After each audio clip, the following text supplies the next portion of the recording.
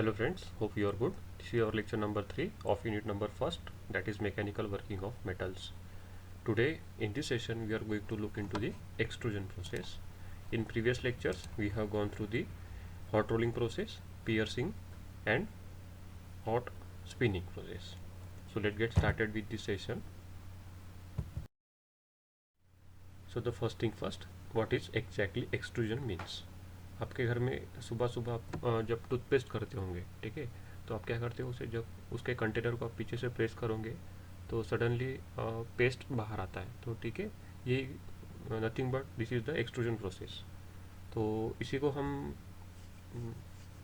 तुम्हें मैं रिलेट करके बताता हूँ. देखिए, टूथपेस्ट का जो कंटेनर होता है उसे हम कंसिडर करते हैं कि एक मेटल के डाई है, उसे एक स्मॉल ओपनिंग है, ठीक है. जो आप पीछे से हाथों से प्रेशर अप्लाई कर रहे हो उसी को हम प्रेशर अप्लाई करेंगे किसी पिस्टन से या फिर रैम से.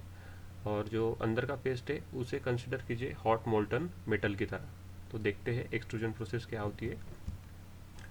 The extrusion is the process of pressing a hot billet inside a chamber to force it out by a high pressure through an orifice which is shaped to provide the desired form of the finished part. ठीक है ना. आपको मैंने क्या कहा था कि consider कीजिए ये जो चेम्बर है वो है आपका टूथपेस्ट का आउटर कवर, ठीक है, या फिर कंटेनर जिसे हम डाई कहते हैं. इसे आप फोर्सफुली प्रेस कर रहे हो हाथों से. उसके अंदर क्या है, हॉट बिलेट है. तो extrusion is defined as the process of pushing the heated billet of a metal through an orifice provided into a die, thus forming an elongated part of the uniform cross section corresponding to the shape of the die orifice. ठीक है. तो ये sentence क्या बोल रहा है, आपका जो ओपनिंग होगा डाई का जिस शेप में होगा उसी शेप में आपका करस्पॉन्डिंग शेप फॉर्म होगा. जैसे कि मान लीजिए आपका ओपनिंग सर्कुलर सेक्शन में होगा तो बाहर आने वाला हॉट मोल्टन मेटल भी सर्कुलर सेक्शन में आएगा. अगर कोई क्रॉस सेक्शन का अपने ओपनिंग दिया तो वो बाहर आने वाला शेप भी क्या होगा, एलोंगेटेड पार्ट स्क्वायर सेक्शन में होगा. ठीक है. तो प्रेशर इज अप्लाइड हाइड्रोस्टैटिकली और मैकेनिकली. अब जो भी प्रेशर अप्लाई कर रहे हो या तो वो हाइड्रोस्टैटिकली हो सकता है या फिर मैकेनिकल भी हो सकता है. मैकेनिकल यानी आप उसे किसी पिस्टन जैसे मेटल के चीज़ से आप उसे प्रेस कर रहे हो. ठीक है. हाइड्रोस्टैटिकली मीन्स वहाँ पे आप किसी लिक्विड प्रेशर का यूटिलाइज कर रहे हो. Depending on the ductility of the material, extrusion में be carried out at the room temperature और एट इवेल्यूटेड टेम्परेचर. ठीक है. ये मटेरियल के डक्टिलिटी पे डिपेंड करता है. एक्सट्रूजन प्रोसेस को आप रूम टेम्परेचर पे कैरी आउट करते हो या फिर किसी सडन टेम्परेचर पे कैरी आउट करते हो. ठीक है. वही बात हुई फिर से रिक्रिस्टलाइजेशन टेम्परेचर की. या तो अबव रिक्रिस्टलाइजेशन टेम्परेचर होगा या फिर बिलो रिक्रिस्टलाइजेशन टेम्परेचर होगा. So because a chamber is involve in each bill rate is extruded individually and thus extrusion is a batch और सेमी कंटिन्यूस प्रोसेस. देखिए, आपका टूथपेस्ट कभी ना कभी ख़त्म होने वाला है ऑब्वियसली. तो क्या होगा, आपको फिर से उसमें पेस्ट भरना पड़ेगा. तो इसी बात को रिलेट कीजिए इस प्रोसेस से. अब जो आपके कंटेनर के अंदर हॉट मोल्टन मेटल है वो एक ना एक टाइम पर ख़त्म होगा. तो आपको क्या करना पड़ेगा, फिर से पिस्टन रिमूव करना पड़ेगा, फिर से हॉट बिलेट इंसर्ट करना पड़ेगा और फिर से आपको प्रोसेस शुरू करना पड़ेगी. उसी वजह से इस प्रोसेस को बैच प्रोसेस या फिर सेमी कंटिन्यूस प्रोसेस किया जाता है. क्योंकि ये प्रोसेस आपकी कंटिन्यूसली कैरी आउट नहीं हो रही है.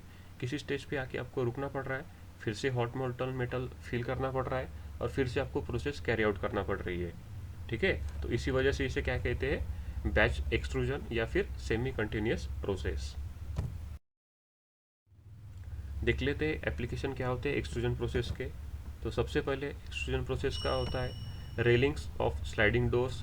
उसके बाद होता है tubing for various cross sections, structural and architectural shapes and doors and windows frames. उसके अलावा rods, tubes, lead cover cables etc are also manufactured by this extrusion process. देख लेते हैं कि टाइप्स क्या होती है एक्सट्रूजन प्रोसेस के. There are 4 types of extrusion process named as forward extrusion, backward extrusion, hydrostatic extrusion and impact extrusion. ठीक है. तो इसके नाम से आपको पहचान सकते हो कि इस प्रोसेस में एक्चुअली क्या होता होगा। ठीक है, तो सबसे पहले देखते हैं पहला फॉरवर्ड टू एक्सट्रूजन। देखिए आज मैं आपको इस टाइप्स के बारे में सिर्फ एक्सप्लेन करके बताऊंगा इस वीडियो में, और इसका जो नोट्स होगा उसका एक पीडीएफ मैं आपको फॉरवर्ड कर दूंगा। ठीक है, तो आप इसके सिर्फ पॉइंट ध्यान में रखिए। तो फॉरवर्ड एक्सट्रूजन एग्जैक्टली क्या होता है, तो इसमें कि नहीं आप एक रैम और प्लंजर से, ठीक है, इस रैम और प्लंजर को आप पिस्टन भी कहते हो, इसे आप प्रेस कर रहे हो हॉट बिलेट को, और इसे अलाउ कर रहे हो इस स्मॉल ओपनिंग से बाहर आने के लिए। ठीक है, मैं आपको एक पेन से ड्रॉ करके बताता हूँ। ठीक है, ये है आपकी small opening of this die. ठीक है, ये जो रेड कंटेनर रेड शेप से मैंने ड्रॉ किया है, ये एक नहीं एक स्मॉल ओपनिंग है। तो क्या होगा, ये hot molten metal suddenly pressurise होके इस स्मॉल ओपनिंग से बाहर आएगा। ठीक है, तो ये हो गया आपका एक्सट्रूडेड बार, एक्सट्रूडेड बार। तो ये है आपका फाइनल प्रोडक्ट। ठीक है, इस हॉट मेटल को आपने क्या किया, इस प्लंजर के हेल्प से प्रेशराइजली बाहर खींच लिया। तो क्या होगा, ये एक्सट्रूडेड पार्ट आपका इस स्मॉल ओपनिंग का जो भी शेप होगा उस शेप्स के हिसाब से बनकर आएगा। अब ये शेप आपका सर्कुलर हो सकता है, या फिर रेक्टेंगुलर भी हो सकता है, ट्रायंगल भी हो सकता है, और whatever it may be according to your applications. इसके एग्जैक्टली उल्टा होता है बैकवर्ड एक्सट्रूजन में।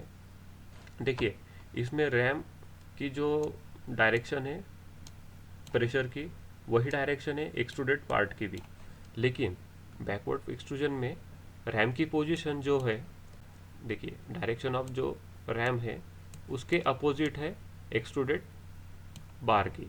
ठीक है, तो यही है आपका बैक टू एक्सट्रूजन के और फॉरवर्ड एक्सट्रूजन में मेन डिफरेंस।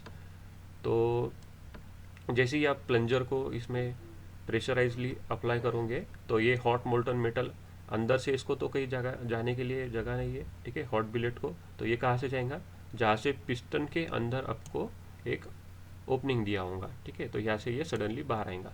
ये दोनों का डिफरेंस ये है कि ये जो बैकवर्ड एक्सट्रूजन प्रोसेस है इसमें 30 से 35% से कम आपको फ्रिक्शन क्रिएट होता है। ठीक है, तो ये काफ़ी स्मूथ प्रोसेस है बैकवर्ड एक्सट्रूजन प्रोसेस। तो this are the advantage of backward extrusion process over the forward extrusion process. Then the third one is hydrostatic extrusion.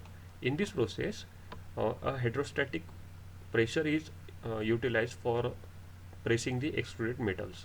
देखिए पहले दोनों प्रोसेस में क्या हो रहा था, आपके प्लंजर का डायरेक्टली कांटेक्ट आ रहा था हॉट बिलेट के साथ, और एक्सट्रूडेड बार जो भी आ रहा था वो डायरेक्टली बाहर आ रहा था। लेकिन इस प्रोसेस में क्या हो रहा है, आपका जो रैम का कांटेक्ट आ रहा है वो प्रेशराइज लिक्विड के साथ आ रहा है, फिर लिक्विड आपका पुश कर रहा है इस हॉट बिलेट को एक्सट्रूडेड होने में। ठीक है, तो डायरेक्टली कांटेक्ट नहीं आ रहा है रैम का और इस एक्सट्रूडेड मेटल का। तो इस वजह से क्या होता है, सबसे पहली बात तो हाइड्रोस्टैटिक फोर्स आपका ज़्यादा अप्लाई हो रहा है, इसी वजह से ये हाइड्रोस्टैटिक एक्सट्रूजन काफ़ी स्मूथ प्रोसेस है।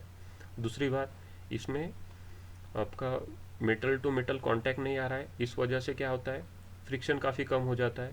ठीक है, ये हो गया सेकंड एडवांटेज। तीसरा एडवांटेज है, जब एक्सट्रूडेड मेटल इस स्मॉल ओपनिंग से बाहर आता है तब ये लिक्विड भी उसके साथ कुछ एक्सटेंड में बाहर आता है, इस वजह से इसका ऑटोमेटिकली लुब्रिकेशन हो जाता है। तो इस वजह से क्या होता है, आपका जो भी कंटेनर है या फिर जो भी चेम्बर है या फिर इसे आप डाई भी कहते हो, इसकी लाइफ काफ़ी इंक्रीज हो जाती है। ठीक है, so these are 3 major advantage of using hydrostatic extrusion process, but this process is expensive as well because you have to use add an extra liquid over here. Okay, let's go to the fourth one. This is the impact extrusion process. ठीक है, मैंने आपको lecture से शुरू होने के पहले toothpaste का एग्जांपल इसलिए दिया था ताकि आप इजीली रिलेट कर सको, और जो आपका टूथपेस्ट का कंटेनर होता है वो इसी प्रोसेस से मैन्युफैक्चर होता है। देखिए इम्पैक्ट एक्सट्रूजन से, इसमें क्या होता है, एक डाई होती है मेटल की, उसके अंदर आप स्लैब फिल करते हो। इस स्लैब मतलब आपका हॉट मोल्टन मेटल है। ठीक है, slag is nothing but the hot molten metal. लेकिन इसे ज़रूरी नहीं कि हॉट होना ही चाहिए, अगर इस मेटल की डक्टिलिटी काफ़ी ज़्यादा हो तो आप इसे नेचुरली रूम टेम्परेचर भी कैरी आउट कर सकते हो।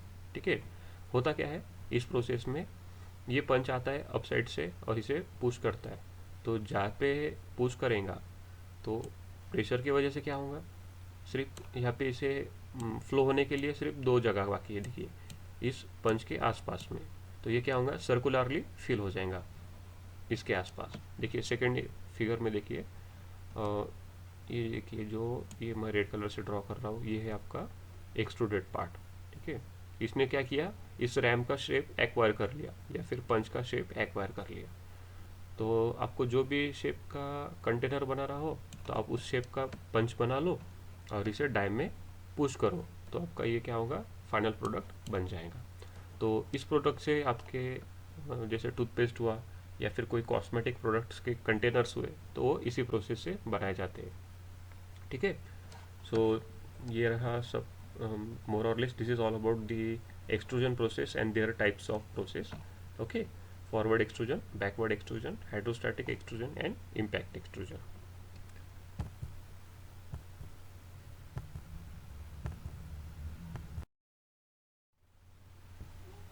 ठीक है, एक्सट्रूजन प्रोसेस आपने देख ली, उसके बाद आपने देखा कि इसके टाइप्स क्या होते हैं। इस स्लाइड में देखते हैं कि एग्जैक्टली एक्सट्रूजन कैरी आउट करने के समय आपको कौन से डिफेक्ट आते हैं। तो पहला डिफेक्ट है आपका सरफेस क्रैकिंग। ठीक है, सरफेस क्रैकिंग क्यों होता है, या तो आपका जो ऑपरेटिंग टेम्परेचर है या तो टू हाई है या फिर टू लो है। ठीक है, आपका टेम्परेचर या फिर बहुत ज़्यादा है या फिर बहुत कम है। ठीक है, लोअर टेम्परेचर और हाई टेम्परेचर की वजह से ये सरफेस क्रैकिंग होता है। तो आपको ये मॉनिटर करना पड़ता है टाइम टू टाइम कि आप बेस सुटेबल टेम्परेचर पे उस मटेरियल को ऑपरेट कर रहे हो। अब ये बेस सुटेबल मटेरियल हर एक मटेरियल के लिए अलग अलग हो सकता है। ठीक है, so if extrusion temperature, friction or speed is too high, surface temperature rise significantly and thus condition may cause a surface cracking and tearing. Okay, surface cracking may be also occurred at lower temperature because of periodic sticking to the extruded product along the die land. ठीक है, जब आपका temperature low होता है तो क्या होगा, आपका जो बिलेट है वो क्या होगा, एक्सट्रूडेड प्रोडक्ट के डाई के अंदर ही थोड़ा बहुत चिपक के रहेगा, तो उस वजह से ही सरफेस क्रैकिंग हो जाता है। Because of this extrusion pressure increases and causes cracking. The second defect is tail pipe defect. Tail pipe defect, ठीक है, फिर से मैं टूथपेस्ट का एग्जांपल देता हूँ आपको। जब आप टूथपेस्ट का पेस्ट बाहर निकालते हो, तो शुरू में तो देखिए आपका ऐसा सर्कुलर सेक्शन में पेस्ट आपका बाहर आता है, लेकिन एट द एंड उसका ऐसा एक टेल पाइप बन जाता है ना, है करेक्ट, ऐसा एक टेल पाइप बन जाता है। तो ये जो पार्ट है आपका, ये है डिफेक्ट। एक्चुअली ये क्या है, आपका एक डिफेक्ट है। तो this unusual type of metal flow pattern tends to draw a surface impurities toward the center of the billet. This defect is also called as tailpipe or fishtailing. This can be minimized by modifying the flow of pattern to more uniform. आप जितना uniform इस flow को रखोगे उतना ये tell pipe defect क्या है, minimise होगा। This can be minimised by modifying the flow of pattern to more uniform. These impurities can also be removed by chemical etching of the oxides before extrusion. ठीक है, एक chemical etching नाम की process होती है, वो भी आप इसके साथ करते हो। तो ये जो एक्सट्रूडेड पार्ट है, सॉरी ये जो डिफेक्टिव पार्ट है, वो आपको एक्सट्रा कट करना पड़ेगा। ठीक है, उसके बाद थर्ड है internal cracking. In this defect extruded product centre can develop various cracks called centre cracking, centre burst, arrowhead fractures. ठीक है, इसे तीनों नाम दे सकते हैं आप, सेंटर क्रैकिंग, सेंटर बर्स्ट और arrowhead fracture. This cracks are attributed to the state of hydrostatic tensile stress at the center line in the deformation zone in the die.